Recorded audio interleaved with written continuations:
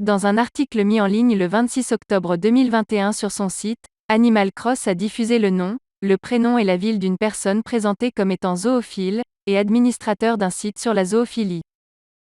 On nous demande régulièrement ce que pensent les zoophiles et comment ils se comportent. Aussi, nous reprenons ci-dessous un extrait de l'entretien que le responsable du site Animal Zoo France a accordé ce printemps à 3 jeunes étudiants en école de journalisme pour expliquer son point de vue. L'intégralité se retrouve sur le site d'Animal Zoo France. La personne qui a donné cette interview s'appelle Monsieur. Il demeure à. La publication de cette information est extrêmement grave, parce que des individus pourraient s'en prendre à l'intégrité physique de la personne mise en cause dans cet article et dont les coordonnées ont été rendues publiques. Cela rappelle le meurtre du professeur Samuel Paty.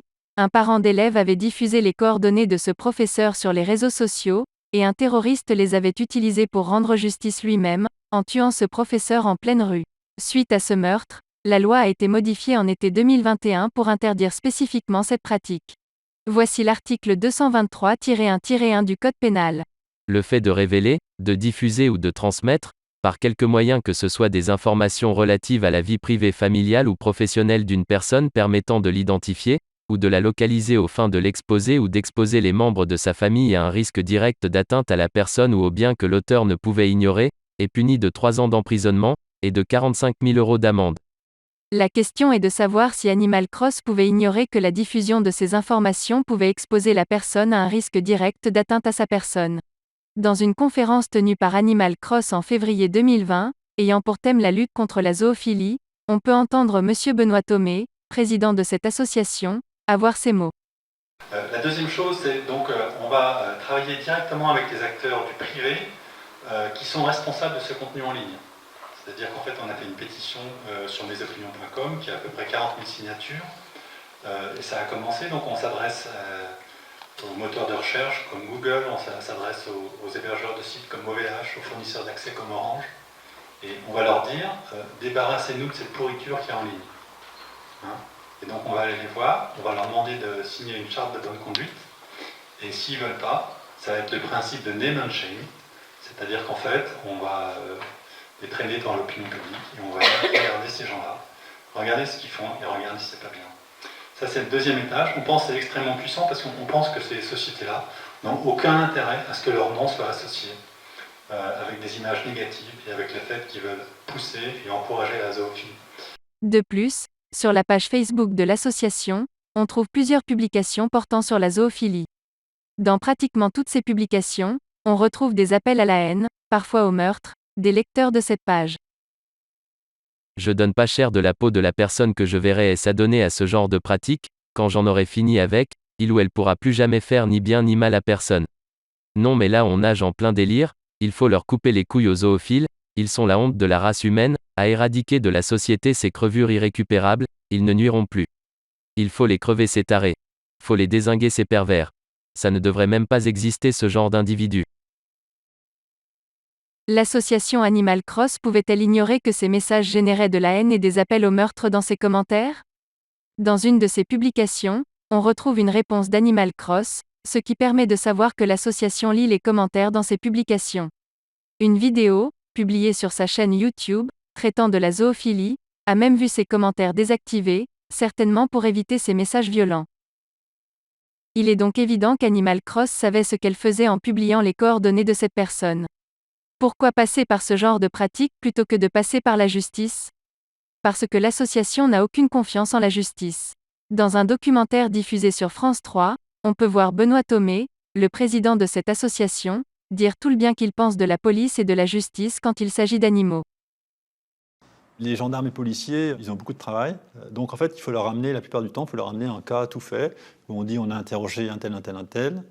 On leur donne le numéro de téléphone, on leur dit ce qui se passe, on a pris les photos, et là, on peut avoir une chance que ça aille plus loin. Mais sinon, en fait, ils font l'enquête ou ils ne font pas l'enquête, puis ça prend un temps. Entre-temps, l'animal, il a le temps de souffrir.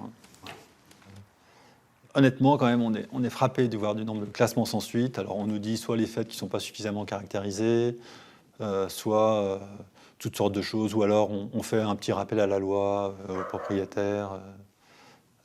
Ça, c'est assez terrible. Par exemple, il faut voir un gros cas là, sur lequel on s'est occupé, c'est l'affaire de la SPA de Pau. En 2013-2014, il y avait 400 animaux qui ont été euthanasiés. On a réussi à montrer qu'il y en avait plus de la moitié, c'était pendant le délai de fourrière, c'est-à-dire le délai fourrière, c'est-à-dire qu'ils n'ont même pas recherché le propriétaire. Les chatons et les chiots, ils étaient étouffés à l'éther, donc on leur mettait de l'éther dans un sac, on les étouffait, donc ils n'étaient pas euthanasiés, donc c'était une mort lente pour eux, etc.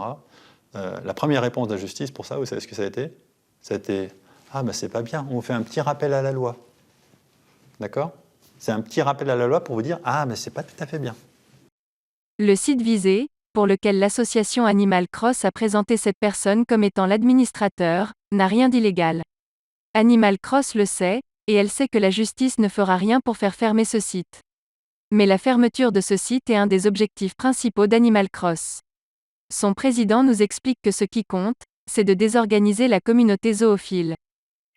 Et le troisième point, c'est tout le travail des parlementaires, c'est de faire en sorte effectivement qu'il y ait un changement au niveau de la législation. Et comme vous avez vu, il y a toute la partie en amont, avant que les actes soient commis.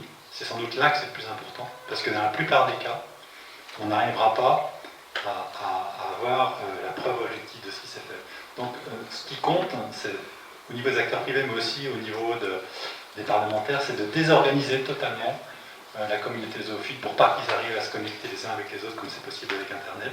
Et donc c'est tout le travail fait par le député Aubron en amont et puis ensuite renforcer les sanctions devant le tribunal.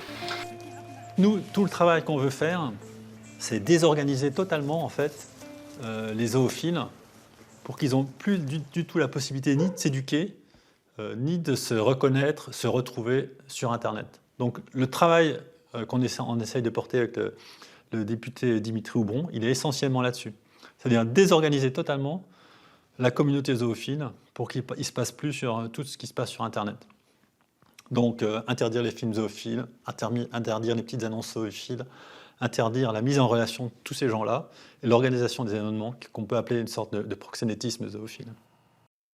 Animal Cross a donc décidé de faire justice elle-même, en publiant les coordonnées de cette personne afin de faire pression sur elle, avec le risque qu'elle soit tuée. Voilà le vrai visage de l'association Animal Cross. Nous espérons que cette affaire ne se conclura pas de façon dramatique. Il est urgent que la justice recadre cette association et lui fasse comprendre qu'il y a des lois dans ce pays, et qu'il faut les respecter.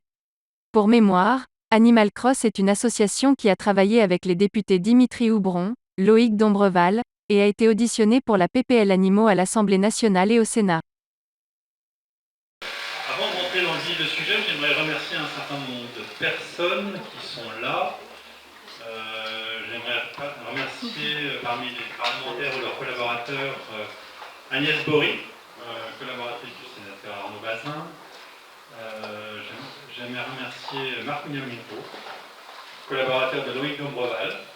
Et je suis très heureux de vous dire d'ailleurs que dans le cadre de la mission parlementaire qui est confiée au sénateur Dombreval, au parlementaire Dombreval, nous allons être auditionnés sur la question de la zoophilie.